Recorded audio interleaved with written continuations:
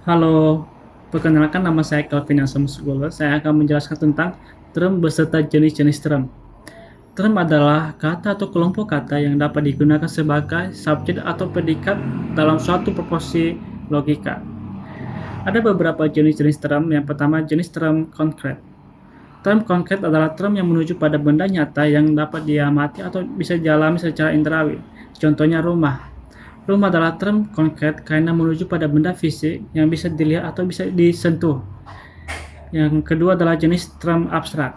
Term abstrak adalah term yang menuju pada sesuatu benda yang tidak berwujud fisik, tapi bisa berupa sifat, kualitas, atau keadaan yang hanya bisa dipahami lewat pikiran. Contohnya, keadilan.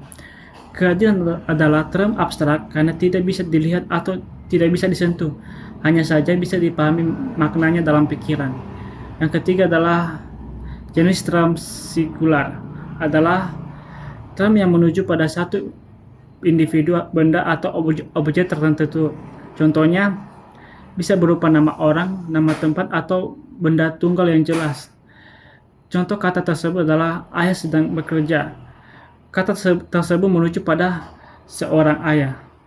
Kesimpulan dari jenis-jenis term tersebut adalah term konkret menuju pada benda yang nyata, dan term abstrak adalah berupa konsep atau sifat yang tidak terwujud, sedangkan term singular adalah berupa pada satu objek tertentu. Yang kedua adalah saya akan menjelaskan tentang bentuk sesat pikir atau logika fallacy. Logika fallacy adalah kesalahan dalam penalaran yang membuat argumen menjadi tidak benar atau tidak masuk akal, biasanya karena tidak didasarkan pada bukti yang valid. Contoh-contoh bentuk sesat pikir adalah yang pertama, sesat pikir formal, kesalahan dalam bentuk logika. Contohnya, Panji biasanya liburan ke pantai atau ke gunung. Kali ini dia liburan ke pantai, berarti dia tidak liburan ke gunung. Kesimpulan ini adalah salah dan tidak menutup kemungkinan liburan keduanya. Yang kedua adalah sesat pikir verbal, kesalahan karena pengguna yang ambigu atau bermakna ganda. Contohnya, kambing hitam bisa berarti hewan atau orang yang disalahkan sehingga argumen menjadi rancu. Yang ketiga adalah sesat pikir material, kesalahan berdasarkan isi atau fakta yang disalahartikan atau disesatkan. Contohnya, banyak yang penampilan tertutup atau islami adalah teroris, maka semua orang Islam yang tertutup adalah teroris.